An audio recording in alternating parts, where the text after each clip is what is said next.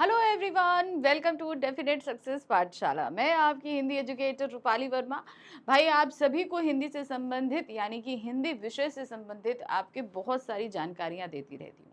आप लोग को पढ़ते समय बहुत सारी समस्याएं आती हैं, तो उन सभी समस्याओं का समाधान लेकर उपस्थित हो जाती हूँ। तो बहुत ही एक समस्या हमारे पास आई थी कि मैम, आप क्लास 9th करा रही हैं, जिनमें आपने कोर्स ए तो कराया पर कोर्स बी नहीं कराया। तो भाई, ये मेरे पास बहुत सारे मैसेजेस आना जब शुरू हुए, तो ये हुआ कि चलो भाई, थोड़ा सा लेट हो गया है शुरू करने में, लेकिन कंप्लीट करा देंगे, ये मेरा प्रॉमिस है। लेकिन चलो शुरू कर देते हैं। तो अब नवंबर से शुरू किया, नवंबर एंड आ चुका है, अब दिसंबर। तो मेरा जहाँ तक एक प्रॉमिस ये है कि मैं दिसंबर एंड तक आपका जो एक्सप्लेनेशन पोर्शन है वो पूरा ख़त्म कर दूंगी। ठीक है। तो अभी तक आपको मैंने देखा कि आपके क्लास 9th में जो है वो 2 बुक्स दी हैं, जिनमें स्पर्श भाग 1 और संचयन भाग 1 है। उसके अलावा आपके पास में, जैसे हम स्पर्श की बात करें तो उसमें आपके पास 10 अध्याय हैं। संचयन की बात करें तो उसमें आपके पास 4 अध्याय दिए गए हैं। व्याकरण की बात करें तो 6 टॉपिक आपके पास व्याकरण में दिए गए हैं। फिर उसके बाद करें लेखन की तो सिर्फ 4 टॉपिक दिए गए हैं। तो ये टोटल जो इतना भी मैंने आपको अभी काउंट करवाया, ये एक्सप्लेनेशन पोर्शन में आता है, और इन सभी का एक्सप्लेनेशन मैं दिसंबर एंड तक आपको दे दूंगी। आपका यहाँ कंप्लीट हो जाएगा। फिर इसके बाद हम जनवरी से शुरू करेंगे एग्जाम ओरिएंटेड क्वेश्चन। आप सभी के एग्जाम फेब में या कहीं कहीं मार्च में भी होंगे।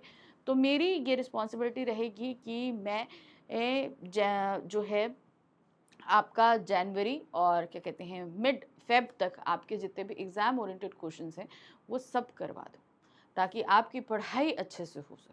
ठीक है। तो ये मेरा प्रॉमिस है, मैं पूरा कंप्लीट कराऊंगी, और साथ ही साथ एग्ज़ाम की कुछ प्रिपरेशन भी करवाऊंगी। तो चलिए, अब देखिए, अब हम धीरे धीरे बढ़ रहे हैं, तो कदम तो आगे हमें बढ़ाने ही है। तो जैसा कि आप देख रहे हो कि मैंने अपनी पहली बुक ली है, जिसके अंदर 10 अध्याय हैं। 5 अध्याय आपके गद्य खंड के थे और 5 अध्याय आपके काव्य खंड के हैं। तो 5 अध्याय में मैंने डिटेल एक्सप्लेनेशन एनसीईआरटी क्वेश्चंस करा दिए। इवन जो काव्यखंड शुरू किया उसमें भी फर्स्ट चैप्टर यानी कि जो पद हैं उनके मैंने आपको डिटेल एक्सप्लेनेशन दे दिया। अब हम आ जाते हैं उसी चैप्टर यानी कि रैदास जी के जो पद हैं दिए गए हैं, इन्हीं पदों के हमारे पास में कुछ एनसीईआरटी क्वेश्चन बुक्स में दिए गए हैं। अब आप बात आती है एनसीईआरटी क्वेश्चन कहाँ, तो जो आपका चैप्टर रहता है, चैप्टर के बाद बुक में कुछ क्वेश्चंस दिए रहते हैं, उन क्वेश्चंस के सॉल्यूशंस लेकर आज मैं आई। तो ज़्यादा क्वेश्चन काव्य खंड में आप देखेंगे गद्य खंड के मुकाबले बहुत कम क्वेश्चंस रहते हैं, ज़्यादा नहीं रहते। ठीक है। मेन इस पे जो फोकस किया जाता है वो होता है इसके एक्सप्लेनेशन पार्ट पे। तो क्वेश्चंस दिए तो गए हैं, बहुत कम दिए गए हैं, लेकिन तब भी हम इनको करेंगे। तो चलिए, आज का वीडियो हम देख लेते हैं। Class 9th Hindi course B की हमारी बुक है स्पर्श भाग 1, उसके पद्य खंड का 6ठा अध्याय है। पद्य खंड का पहला है, बुक का 6ठा अध्याय है। पद, अब ये रैदास जी के पद हैं, जिसका हम करेंगे एनसीईआरटी सॉल्यूशन। तो देखिए क्या है। पहला क्वेश्चन है, निम्नलिखित प्रश्नों के उत्तर दीजिए।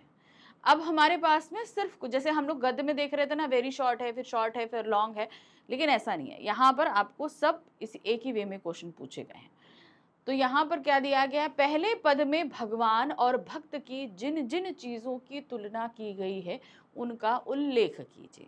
है ना, क्या था, प्रभु जो है क्या कहते हैं, तुम चंदन, ठीक है ना, मैं पानी, ठीक है, चंदन जिसकी क्या कहते हैं गंध अंग अंग समानी।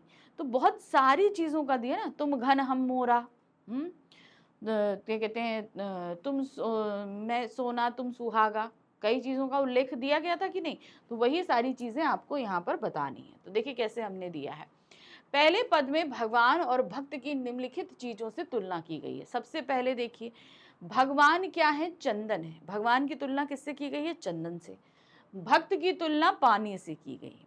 यानी कि जब चंदन पानी में मिल जाता है तो क्या होता है, उसकी सुगंध अंग अंग में समा जाती है। यानी कि क्या होता है, भगवान की भक्ति में भक्त जो है वो रम जाता है। फिर आते हैं चांद, भगवान की तुलना चांद से की गई है और भक्त की तुलना चकोर से की गई है। अब चकोर, चकवा और चकवी की कहानी तो सुनी है ना। चकवा मतलब चकोर। चकोर चांद से बहुत ज्यादा प्यार करता है और वो सारी रात जो है चांद को ही देखता रहेगा। वो अपनी प्रेमिका के पास यानी कि चकवी के पास भी नहीं जाता। उन लोगों को ये चीज के शाप मिला है कि वो हमेशा सारी रात वो चकोर चांद की तरफ ही देखता रहेगा। तो भक्त जो है वो हमेशा अपने भगवान की ओर ही आकर्षित रहते हैं, उन्हीं की तरफ देखते रहते हैं। बादल, भगवान की तुलना बादल से और भक्त की तुलना मोर से। प्रभु जी तुम घनमय मोरा, यानी कि जिस तरीके से बादल आते ही मोर इतना प्रसन्न हो जाता है कि वो अपने पंख उठाकर नाचने लगता है, उसी तरीके से जब भक्त अपनी प्रभु की भक्ति में रम जाता है तो क्या होता है, वो उसी मोर की भांति नाचने लगता है। भगवान की तुलना दीपक से और प्रभु की बाती से की गई है। दीपक, दीपक क्या होता है, वो उस बाती को जलाने के लिए, उस बाती को जलाने के लिए सपोर्ट देता है ना। तो उसी तरह ईश्वर हमें वो सारा ज्ञान सब कुछ प्रदान करते हैं जिससे हम इस दुनिया में सरवाइव कर सकें। ठीक है, फिर नेक्स्ट आते हैं मोती से धागे से। भगवान की तुलना मोती से और भक्त की तुलना धागे से की गई है। जैसे कहते हैं ना कि भक्त बिना भगवान के नहीं हो सकता, उसी तरह भगवान भी बिना भक्त के नहीं रह सकते। भगवान को भी भक्त चाहिए होते हैं। ठीक है, तो वही चीज बताया कि जिस तरीके से भगवान जो है वो एक मोती के समान होते हैं और उन मोतियों से माला तब बनती है जब वो माल धागे में पिरोए जाते हैं, यानी कि भगवान भी बिना भक्त के भक्ति के पूर्ण नहीं हो पाते। नेक्स्ट आते हैं स्वामी से दास से। ईश्वर क्या है, वो स्वामी है, हम क्या हैं, उनके दास हैं। वो जैसा कहें हम वैसा करें, जैसा वो प्रसन्न रहें हम वो कार्य करें, वो चीज बताई गई है। फिर है सुहागे से और सोने से। ईश्वर को बोला गया सुहागा और हम हैं सोना। हम तो सोना है, हमारे अंदर सब कुछ अच्छा ही है, लेकिन जब तक हमें भगवान की भक्ति से रगड़ा नहीं जाता तब तक हम चमकते नहीं हैं। सोना जब खदान से निकलता है ना तो वो चमकता नहीं है, लेकिन जब उसे सुहागे से रगड़ा जाता है तब वो अपनी चमक में आता है, तब वो इतना अच्छा सुंदर लगता है। तो बेसिकली क्या होता है कि मतलब भक्त भी तब चमकता है जब उसमें ईश्वर का साथ मिलता है। तो इस तरीके से पहले पद में तुलना की गई है भगवान और भक्त की। अब आ जाते हैं खा प्रश्न। क्या दिया है, पहले पद की प्रत्येक पंक्ति के अंत में तुकान शब्दों के प्रयोग से नाद सौंदर्य आ गया है। अब देखिए कोई भी पद होगा जब हम तुकांत मिलाते हैं ना तो वो अपने आप में ही सुंदर हो जाते हैं। अब जैसे पानी समानी, इस पद में से अन्य तुकांत शब्द छांट कर लिखिए। तो हमारे पास कुछ अन्य पद भी हैं जिनको हमें छांट कर लिखना है। चलिए देखते हैं क्या है। जैसे मोरा चकोरा, धागा सुहागा, बाती राती, दासा रैदासा। फिर आते हैं नेक्स्ट आ जाते हैं, पहले पद में कुछ शब्द अर्थ की दृष्टि से परस्पर संबंध है। ठीक है, क्या दिया गया है, ध्यान से देखिए, अर्थ की दृष्टि से आपस में बंधे हुए हैं, संबंध है। ऐसे शब्दों को छांट के लिखिए। जैसे दिया है दीपक, अब दीपक में ही बाती जलती है, बाती कहीं और जल सकती है नहीं, वो कहाँ जलेगी, वो दीपक में ही जलेगी। तो शब्द के साथ वो अर्थ अपने आप में, जो दूसरा शब्द दिया है वो अपने आप में कंबाइंड है। अब वो देखिए क्या है यहाँ पर, जैसे है सोना सुहागा। अब सुहागे की पहचान किससे, सोने के साथ में दी गई है, शब्द के साथ अर्थ जुड़ा हुआ है। उसी तरीके से आपका चंदन पानी, मोती धागा, चंदा चकोरा, स्वामी दासा या रैदासा। ठीक है, तो ये सारी चीजें क्या है, अर्थ की दृष्टि से अगर हम देखें तो ये दोनों अपने आप में ही मिलकर पूर्ण हो पाते हैं। दूसरे पद में कवि ने गरीब निबाजू किसे कहा है स्पष्ट कीजिए। गरीब निबाजू किसको कहा है ये बताना है ना। तो यहाँ पर देखिए क्या है, दूसरे पद में कवि ने अपने प्रभु को गरीब निबाजू कहा है। अब क्यों उन्होंने ये चीज कही है, इसका अर्थ है कि दीन दुखियों पर दया करने वाला, यानी कि जो लोग बहुत दुखी हैं, गरीब हैं, जो कष्टों को झेल रहे हैं, ऐसे लोगों पर ऊपर कौन दया करता है। जिन लोगों को ऊपर संसार के लोग देखना तक नहीं पसंद करते, ऐसे लोगों पर दया करने वाला कौन है, ऐसे लोगों पर दया करने वाले हैं हमारे प्रभु ईश्वर। ठीक है ना, हमारे कौन है, हमारे प्रभु हैं, इसीलिए उन्हें क्या कहा, गरीब निबाजू।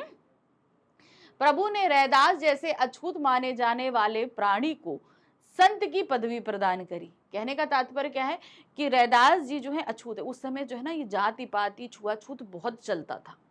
जिस समय रैदास जी थे उस समय क्या हुआ करता था कि जो लोग अछूत लोगों से जैसे जाति से संपर्क करते थे उन्हें गांव के अंदर प्रवेश नहीं होता था, उन्हें मंदिर नहीं जाने दिया जाता था।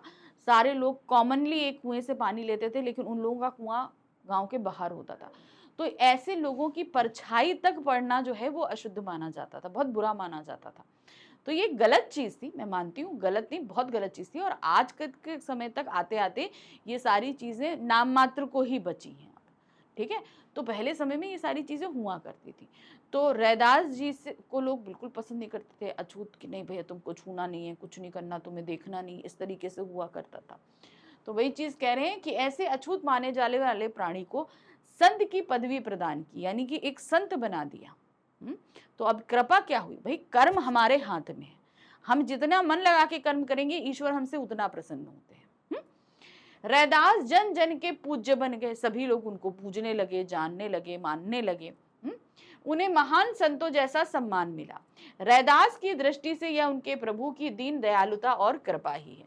यानी कि जिस व्यक्ति को लोग देखना तक गलत मानते थे, जिसकी परछाई से लोग जो है गलत मानते थे, ऐसे व्यक्ति को एक संत बना देना और सभी लोग उसकी पूजा आराधना करें, तो ऐसा काम जो है वो ऐसे प्रभु ही कर सकते हैं। तो इसीलिए उन्होंने ईश्वर को गरीब निमाजू कहा है, जो लोग बहुत दीन दुखी होते हैं उनके ऊपर कृपा करने वाला। चलिए नेक्स्ट क्या है, दूसरे पद की जाकी छोटी जगत कठला गए तापर तू ही ढरे, पंक्ति का आश्रय स्पष्ट कीजिए। इस पंक्ति का मतलब क्या है, चलिए देखिए क्या है। संसार जिन्हें अस्पृश्य या अछूत मानता है, यानी कि जिन्हें छूना नहीं चाहता, प्रभु आप उनके सिर पर मुकुट धारण करा देते हैं ना। दूसरे पद में जाकी छोटी जगत कठला गए, यानी कि जिसकी छुई हुई चीज भी लोग एक्सेप्ट नहीं करना चाहते, उसको लेना नहीं चाहते, वो ऐसे लोगों पर आप कृपा करके उसके ऊपर छत्र रखते हैं। छत्र का मतलब क्या होता है मैं आपको बताती हूँ। पहले के समय में जब राजा महाराजा जो है जो चलते थे या बैठे थे कुछ, तो उनके ऊपर एक बहुत बड़ी छतरी होती थी। तो ये मोस्टली उन लोगों के ऊपर लगता था जो बहुत ही सम्माननीय लोग हुआ करते थे।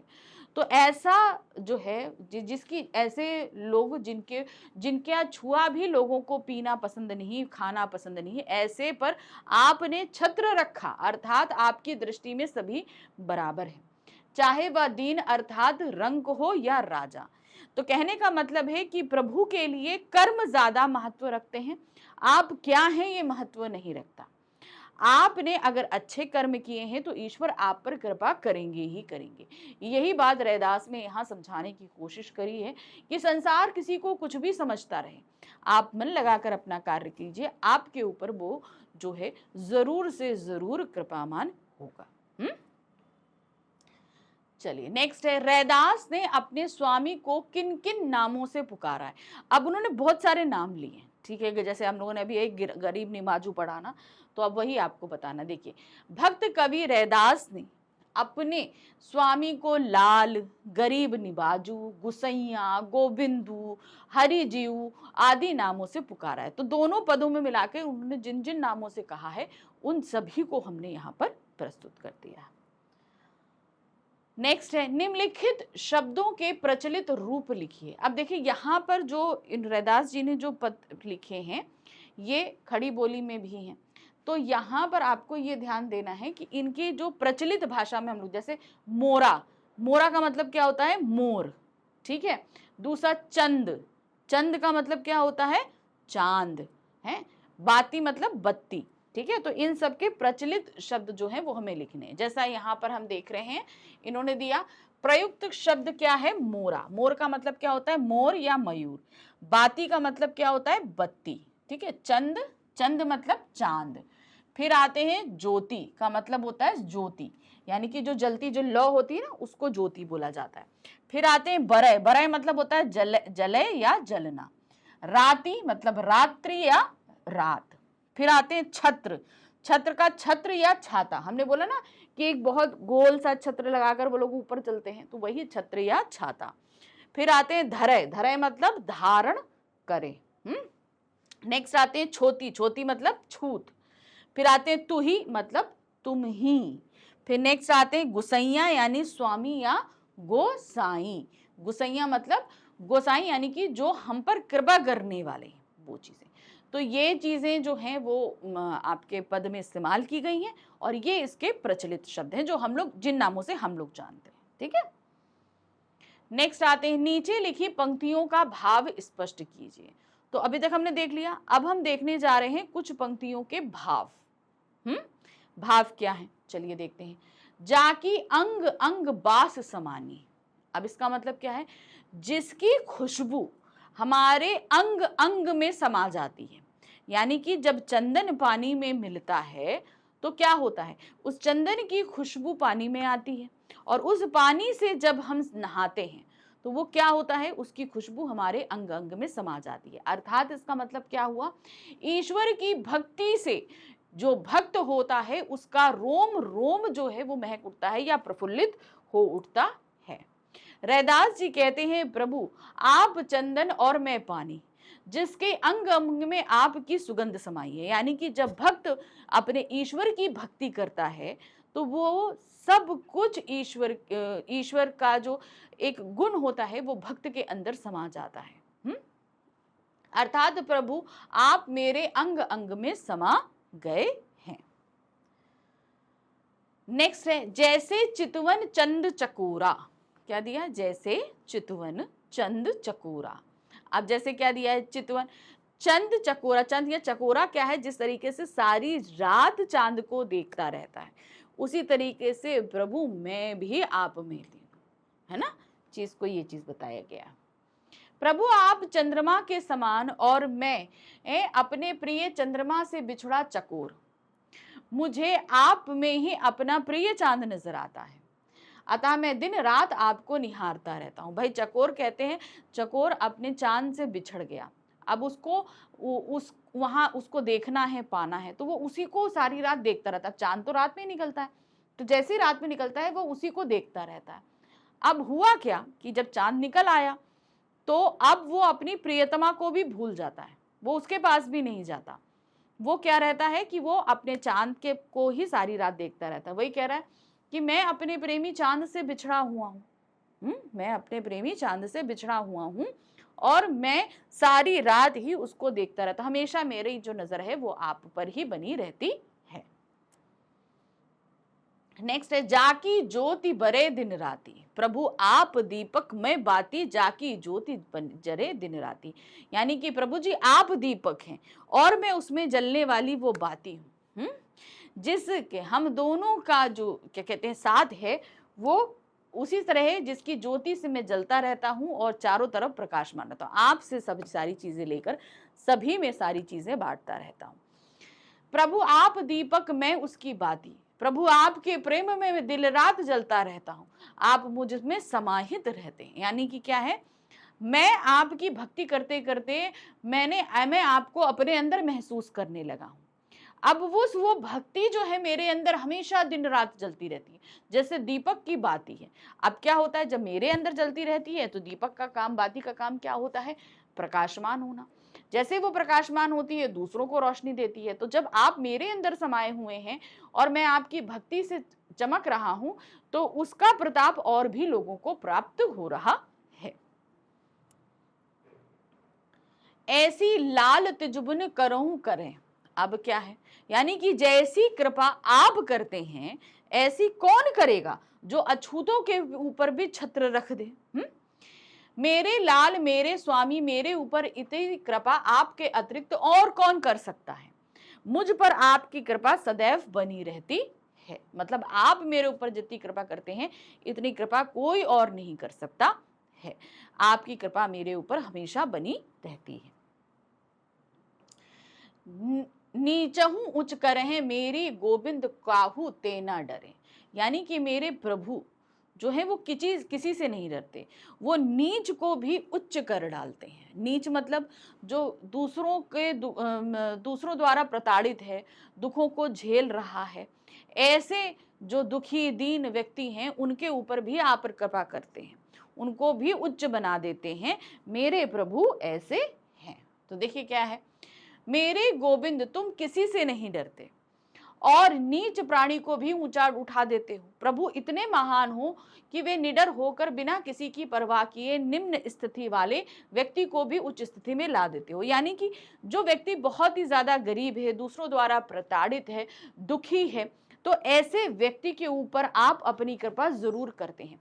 और ऐसे व्यक्ति के ऊपर जब आप कृपा करते हैं तो आप उसे उच्च स्थान दे देते हैं। उसका उदाहरण भी उन्होंने जैसे दिया, कबीर है, सतना है, सैनू है, इन सारे लोगों का उदाहरण दिया कि ये लोग बड़े ही गरीब थे, समाज द्वारा प्रताड़ित थे, लेकिन तब भी उनको के ऊपर आपने कृपा करके उनको समाज में एक उच्च दर्जा दिलाया। नेक्स्ट है क्वेश्चन नंबर 3। तो हमने फर्स्ट में काखा का देखा, सेकंड में काखा का देखा, अब क्वेश्चन नंबर 3 है। यहाँ क्या दिया गया है, रैदास के इन पदों का केंद्रीय भाव अपने शब्दों में लिखिए। अब चाहे पद संख्या पहला हो या दूसरा हो, दोनों ही जगह उन्होंने अपने आप को प्रभु से जुड़ा, उनकी कृपा का बखान करते हुए बताया कि जहां प्रभु वहां भक्त। ये चीज उन्होंने बताया कि मतलब जिस तरीके से संसार में बहुत सारी चीजें एक दूसरे के बगैर अपूर्ण है, वैसे ही रैदास भी ईश्वर के साथ हैं तब तो पूर्ण है, नहीं है तो अपूर्ण है। दूसरे पद में आपने देखा कि ईश्वर की कृपा का बखान करते हुए उन्होंने ये बताया कि किस तरीके से वो ईश्वर किसी से नहीं डरते, वो गरीब से गरीब, निम्न से निम्न, दीन दुखी सभी के ऊपर कृपा करते हैं और उसके ऊपर अपना जो एक कहते हैं ना अपना हाथ रखते हैं और उसे समाज में एक दर्जा दिलाते हैं, सबका मान सम्मान दिलाते हैं। तो देखिए क्या है, रैदास के पद भक्ति एवं प्रेम के सर्वश्रेष्ठ उदाहरण हैं। भक्तिकालीन युग के रैदास भक्ति में प्रेम एवं समता के पक्षधर हैं। उनका पहला पद उनकी भक्ति एवं श्रद्धा सहित समर्पण भाव को दर्शाता है। उनकी भक्ति भी दिखा रहा है, साथ ही साथ ये दिखा रहा है कि वो पूरी तरीके से ईश्वर के प्रति समर्पित है। उनके लिए संसार में और कुछ नहीं है, वो ईश्वर को ही सब कुछ मानते हैं। जबकि दूसरा पद प्रभु के माध्यम से सामाजिक समता की मांग करता है। दूसरा पद क्या है, उन्होंने यहाँ पर यह बताया कि समाज में ऊंच नीच भेदभाव बहुत है। ये चीज उन्होंने उस पद के माध्यम से समझाई, लेकिन साथ ही साथ ये बताया कि प्रभु के लिए ये ऊंच नीच, जाति भेद, वर्ण कोई मायने नहीं रखता है। पहले पद में प्रभु का सामप्य प्राप्त करने के लिए रैदास चंदन का पानी, मेघ के प्रति आकर्षित मोर, चांद का चकोर, दीपक की बाती, मोती का धागा तथा अपने स्वामी या प्रभु का दास बने रहने की कामना करता है। कि मतलब कोई भी कंडीशन हो, कुछ भी हो, वो हर हाल में ईश्वर के साथ ही रहना चाहते हैं। वहीं दूसरे पद में वो प्रभु के माध्यम से सामाजिक विषमता को दूर करने की कामना करते हैं। समाज में बहुत ज्यादा ऊंच नीच है, भेदभाव है, तो इन सभी के कारण बहुत सारे लोगों को कष्ट सहने पड़ते हैं। तो ये सारी विषमता उन रैदास ने खुद झेली है। तो उन्होंने इस माध्यम से ये बताया कि भाई इस विषमता के कारण भी निम्न जाति के बहुत सारे लोग समाज में प्रसिद्ध भी हुए, प्रख्यात भी हुए। तो प्रभु जब छुआछूत नहीं रखते तो इस संसार में भी वो उस छुआछूत को हटाने की कामना कर रहे हैं। यह पद छुआछूत एवं अस्पृश्यता जैसी सामाजिक बुराइयों को दूर करने के लिए प्रेरित करता है। नीचहु ऊंच करे मेरा गोबिंदु कहकर रैदास जाति प्रथा एवं भेदभाव को समाप्त करने की इच्छा व्यक्त करते हैं कि किस तरीके से समाज में जाति के आधार पर इतना भेदभाव किया जा रहा है कि जिससे समाज में एक वर्ग तो बहुत उच्च होता चला जा रहा है और दूसरा वर्ग निम्न से निम्नतम। तो इससे इन दो वर्गों के बीच में डिफरेंस बहुत बढ़ता जा रहा है। तो इसके माध्यम से, यानी कि इस पद के माध्यम से रैदास जी ने तत्कालीन परिस्थितियों को तो हमारे सामने रखा, लेकिन साथ ही साथ ये भी बताया कि इन परिस्थितियों में बदलाव की भी सख्त जरूरत थी।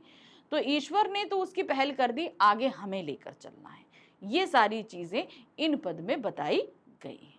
ठीक है, तो ये था इसका केंद्रीय भाव और इसी के साथ समाप्त हो गए हमारे ये प्रश्न उत्तर। जैसा मैंने कहा था कि ज्यादा प्रश्न है ही नहीं, काव्य खंड के जितने भी अध्याय हैं उनमें ज्यादा प्रश्न नहीं, लेकिन जितने दिए गए हैं उन्हें बहुत अच्छे से और डिटेल में हमें देना है इनका आंसर। ठीक है, तो चलिए अब मिलेंगे जल्द ही हम अपने नेक्स्ट चैप्टर में, तो उसको भी हम अच्छे से पढ़ेंगे और फिर करेंगे उसके questions. Thank you for watching, bye bye.